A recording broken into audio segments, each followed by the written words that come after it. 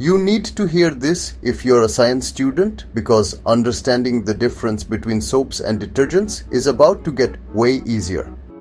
Hi, I am Pankaj Sharma and I'll be your guide as we break down the science behind soaps and detergents. Alright, let's settle this once and for all. What's the real difference between soap and detergent?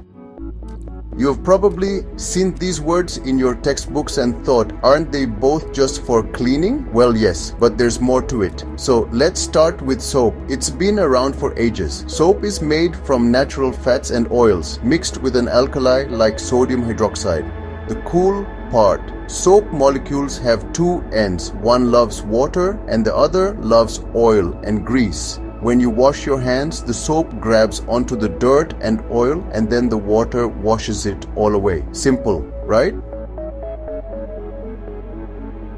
But here's the twist. Soap doesn't work well in hard water. The minerals in hard water react with soap, making that annoying scum you sometimes see. That's where detergents come in. Detergents are man-made and their chemical structure is tweaked, so they work in both soft and hard water.